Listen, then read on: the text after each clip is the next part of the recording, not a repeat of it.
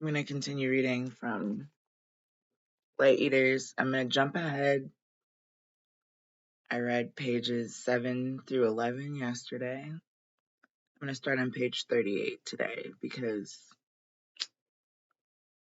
I can. Plants, he wrote, were not at all passive, but rather in constant motion, seeking after their desires. Incredibly, he described agriculture as a collaborative relationship. He saw that cultivated plants appeared to suffer from a shorter lifespan than their wild counterparts. But he thought that plants might weigh their shorter lifespans as a reasonable trade-off for the many benefits of being protected from predators and given all the food and water they need. There's an asterisk. It says the plant may accept these internal modifications as appropriate to itself, and it is reasonable that it should demand and seek them. Theophrastus wrote Decassius Planetarum. This is 1612. I'm assuming that's January 16th of 2012, Maya. Theophrastus appeared completely willing to take the plant seriously as an autonomous being with desires and the will to satisfy them. If you can't tell, I'm still absolutely exhausted because the plants in my house won't let me sleep.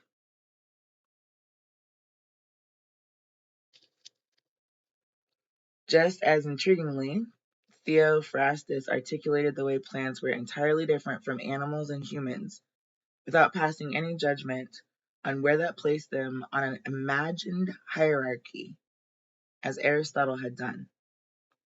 He did draw certain parallels between humans and plants. People and plants. He notably equated the liquid flowing through plants to the blood of animals, remarking that both flow through veins, and described the core of trees as heartwood, a term we still use today. Basically, they're trying to say sap, but they don't want to use that word in this book for some reason, like SAP. SAP, sap. But we'll call it heartwood. But he was quick to clarify that he did not think of plants as simply inferior humanoids. They were entirely their own category of being, not to be measured against animals. The comparisons between hearts and cores were useful merely as a bridge to aid understanding. It is by the help of the better known that we must pursue the unknown, and better known are the things larger and plainer to our own senses, he wrote. This seems to me profoundly humane.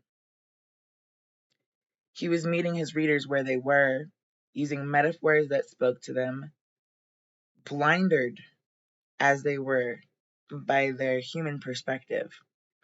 In short, in writing about the complexity of plants, he recognized the limits of people.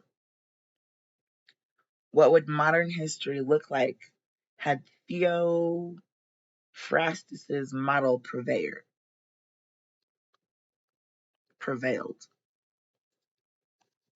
By some trick of time and prevailing fashions, it was Aristotle's hierarchy, not Theophrastus's,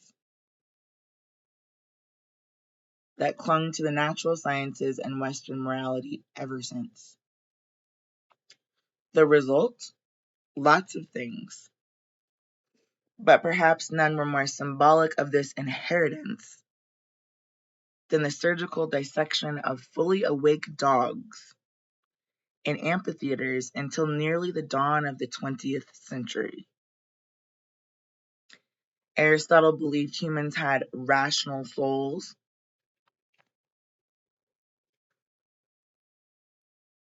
but all their animals had only locomotive souls.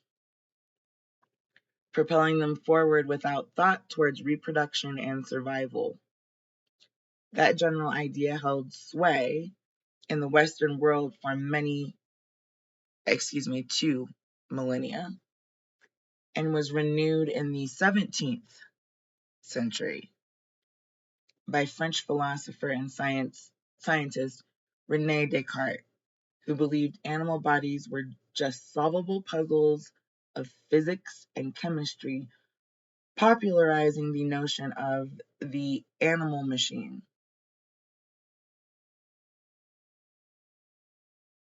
The idea was that vital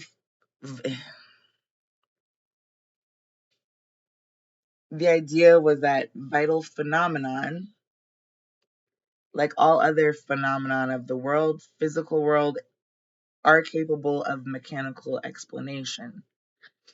As biologist Thomas Huxley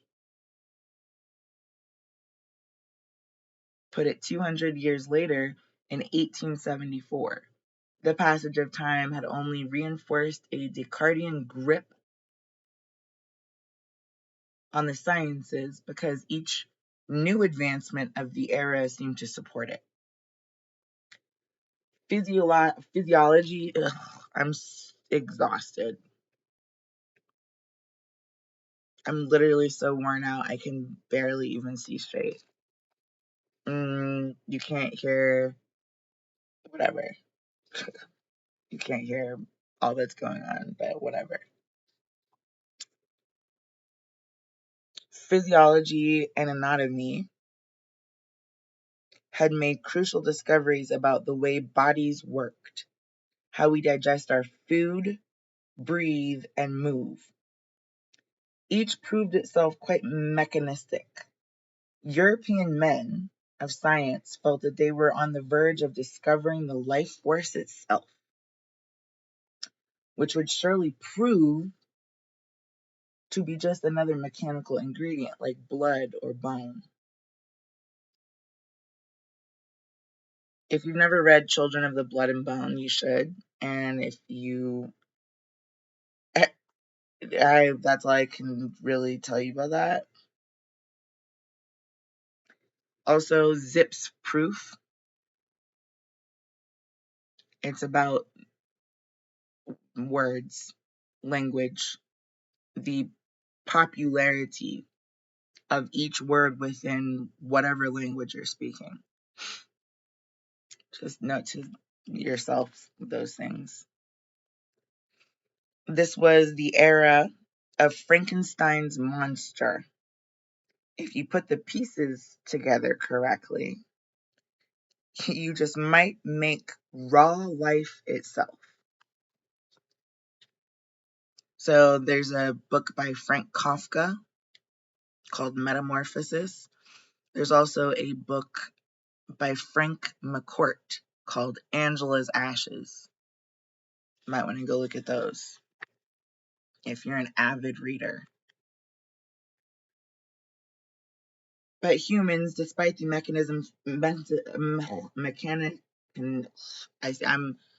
I don't know if I'm furious.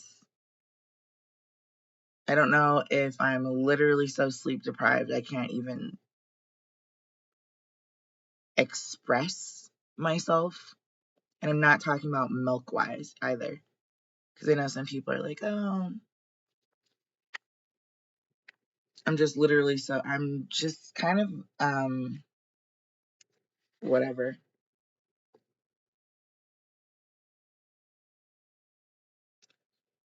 But humans, despite the mechanistic nature of their bodies, had an ineffable sense of reason. Because you should be unreasonably happy. And I'm going to go back and read the asterisk that's down here for you. The plant may accept these internal modifications as appropriate to itself, and it is reasonable that it should demand and seek them, because seek and ye shall find. If you become a Sikh religiously, then you wear your hair wrapped in a different way than this.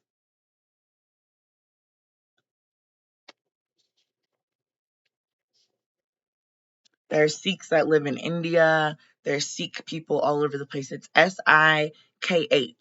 Sikh. It's a whole religion. A whole religion.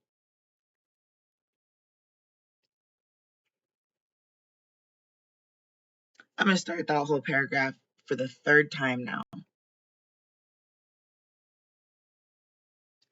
But humans, despite the mechanistic nature of their bodies, had an ineffable sense of reason and a soul that distinguished them from other animals.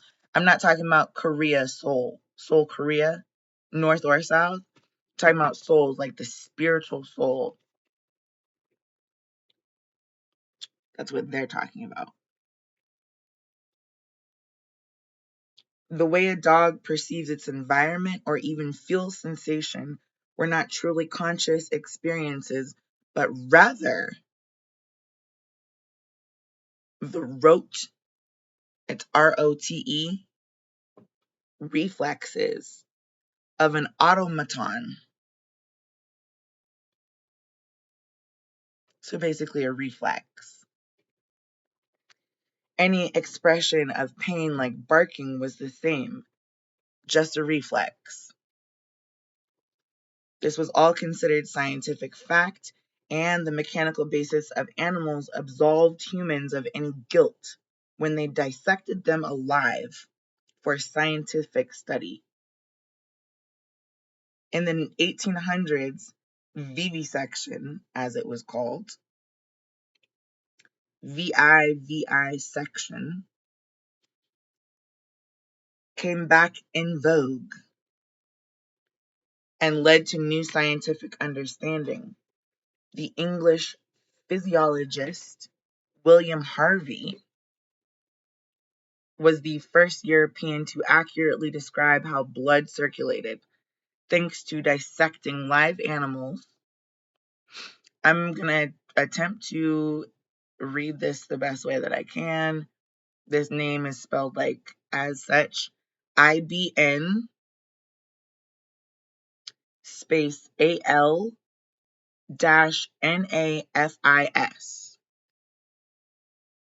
IBN al-Nafis, an Arab physician from Damascus, beat him by a long shot, accurately describing pulmonary circulation 300 years prior.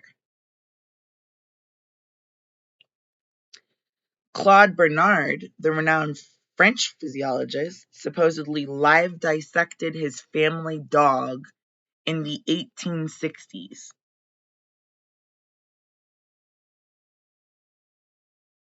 The story goes that after coming home to find what Bernard had done, his wife and daughters left him to join an early anti-vivisection society. Vivisection fell out of fashion. I don't know why I just said faction. Divergency. Not because science had changed its mind, but because the first animal welfare societies, led in most cases by women, sprang up to oppose it, such as PETA, because they thought maybe it was cruel for people to do that. I don't know how that's the case, because in the 1980s, when I was growing up, in class, we dissected owl pellets, frogs, lamb brains, and a plethora of other small animals like mice. If you've never read of Mice and Men, Lord of the Flies, just dig your, toes in, however you want, your fingers, get your toes wet about those things. I'm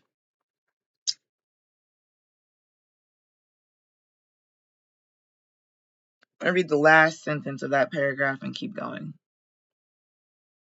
Just gonna keep going. Vivisection fell out of fashion not because science had changed its mind, but because the first animal welfare societies, led in most cases by women, sprang up to oppose it. Reflecting on the way animals were up until the very recently viewed as useful to our story about plants because it serves as a potent example of the fluctuations of scientific opinions. You know how sunscreen will save you from cancer one year and then it gives you the cancer the next year? Same fluctuation of light perception. For depending on your color and the amount of melanin that you've got, sunscreen can turn you colors. I mean, besides white and creamy, can also turn darker skinned people a little bit purple or blurple. Just a smidge. Just a smidge. Until it's all the way rubbed in, that is, rubbing it down. So it also shows how philosophy and ethics can come to intervene in the way non-human creatures are viewed. If left entirely up to science, it would have likely taken much longer, if it came to pass at all. That's in parentheses, if it came to pass at all.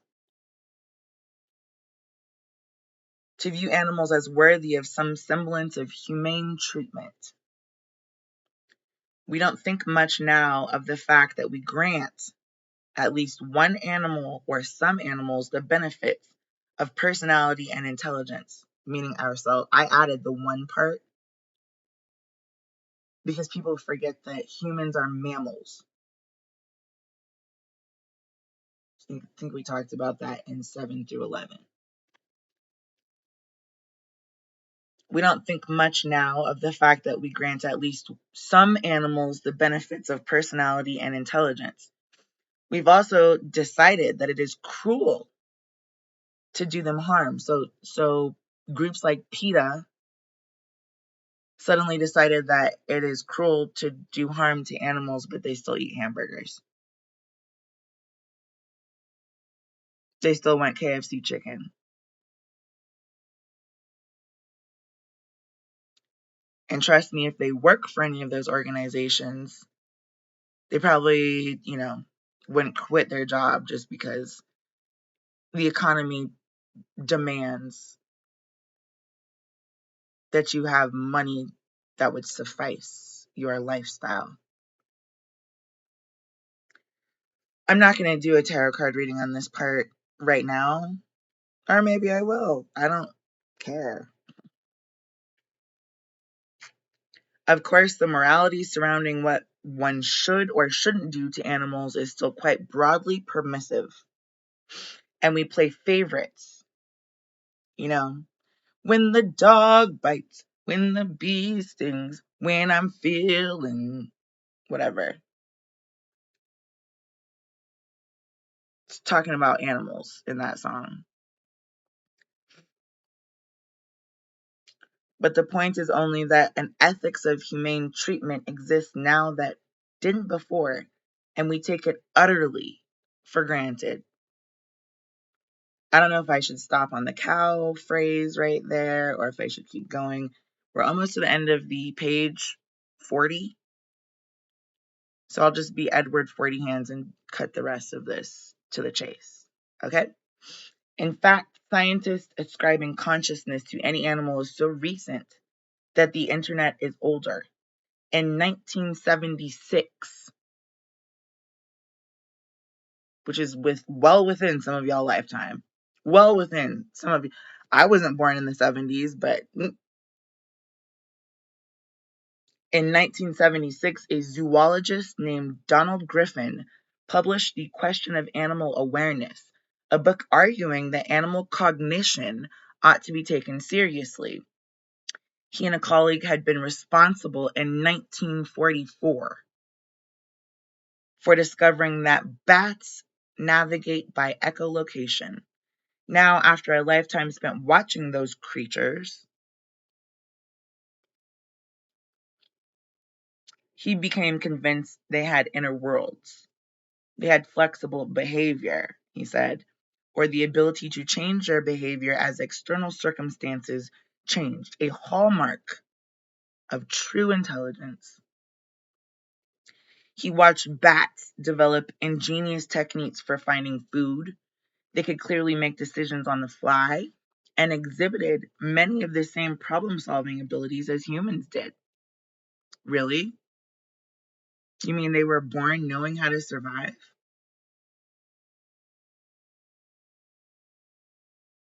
We just talked about extinction of species. There's actually a movie that's quite interesting. It's called Extinction.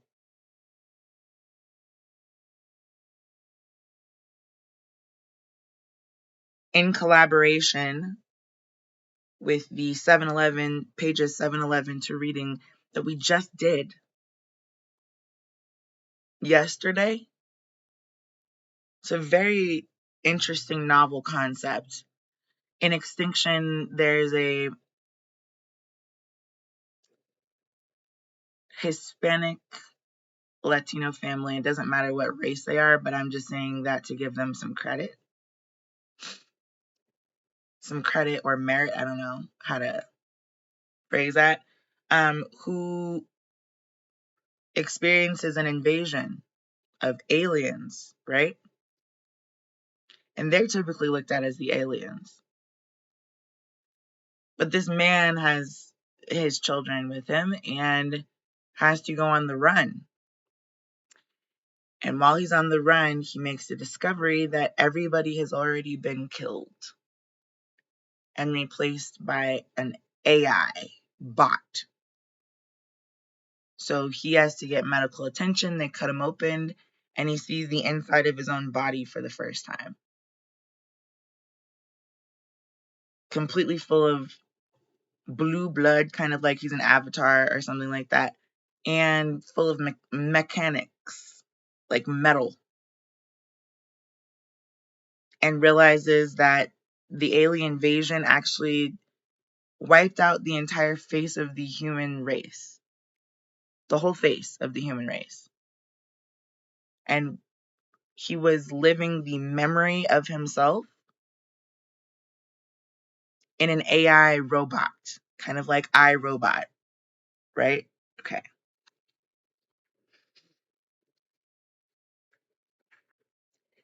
Animal thought and reason ought to be legitimately studied, he argued. After all, despite the flourishing of neuroscience, no one had yet found any part of the brain unique to humans that might impart this hallowed consciousness. Wasn't it time to give up the ghost? Griffin was widely criticized for the sin of anthropomorphization. It was years before any of it was taken seriously, but his writings put the idea of animal consciousness on the map.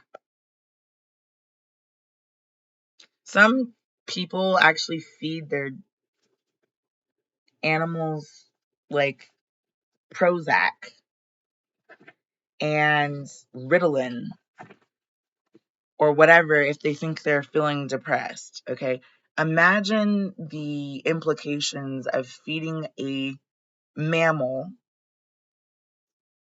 the pharmaceutical output of mammals they have coexisted with, or of a planetary plant life that they were born into, as an antidote for their own natural behavior. Because I will be going back to discuss pages 7 through 38, which will detail, quite literally details, the fact that even animal life has rather aggressive behavior when it feels threatened. That it's a knee-jerk reaction for every single living entity on this entire planet. Plant, animal, human, however you want to classify yourself. That when facing the odds of extinction, it is your right to actually attempt to survive it. in whatever way, shape, or form you need to do that.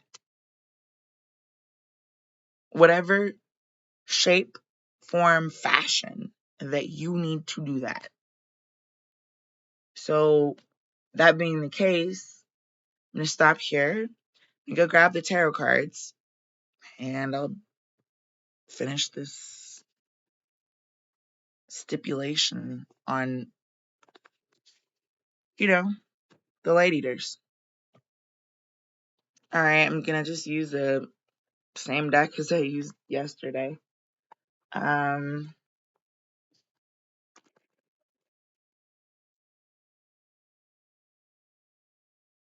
don't really care what comes out. I just want information based off what we just read.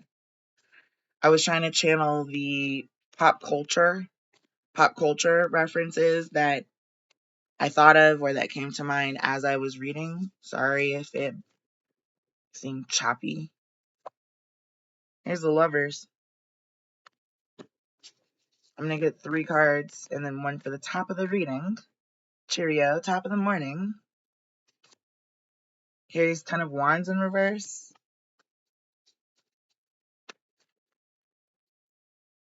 Oh, and there goes the Moonchild. So, love being no burden to anybody at all, right? That's the Moonchild of this reading. It's understanding that you either are wanting, willing, or able to explore alternate realities, possibilities, understandings outside of your own, or you're not. Excuse me, the cleaning lady outside just started making it easy for herself to pick something up. I don't know why she has to vacuum right now, but she feels a need. So, yeah, no, this is like no burden to the Moonchild. Love is no burden to the Moonchild.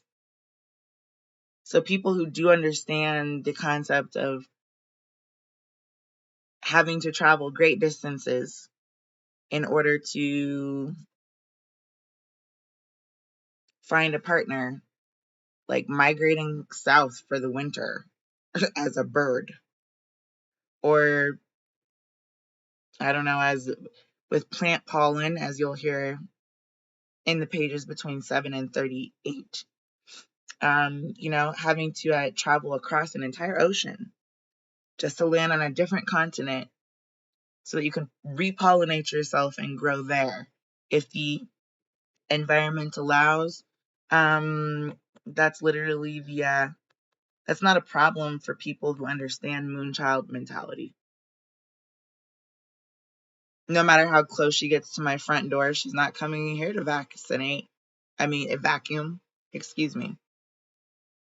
There's got to be a tighter relationship between what you know, what you see, and what you do. So pollination is going to happen no matter what they do outside, no matter what they do inside, no matter what they do ever, for that matter. Why would you want the 10 of Wands upright with the Moonchild? That is not even reasonable, rational, or any other. It is not, I'm going to repeat it.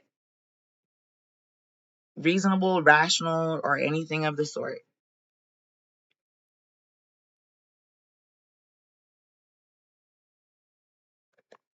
If you want the evolution of human beings to be smooth sailing, I'm just hearing Enya sail away, sail away, sail away, right?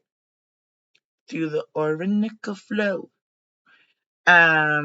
That's basically why this is reversed.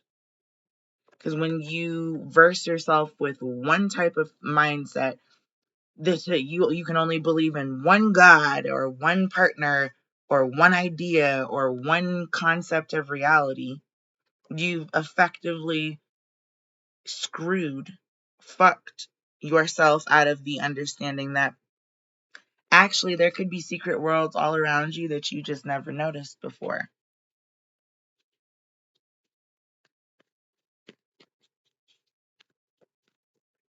It's realizing that Bethlehem is to Gotham what Jerusalem is to Salem witch trials. Same difference. If you can't make that leap of understanding or at least consider it as being potentially energetically true, at least to a specific extent, then you'll continue dissecting other human beings, thinking that you're doing the world a humongous favor.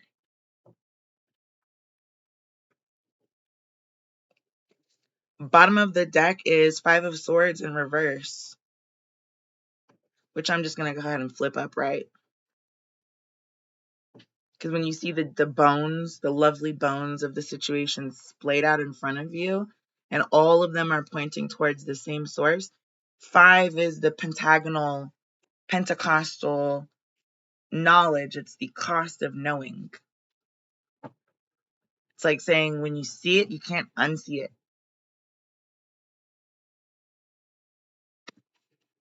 If you've never seen the movie or the series, For All the Light You Cannot See, read this book, then go watch that. Time yourself doing it. See how long it takes you to get from page 7 to page 38.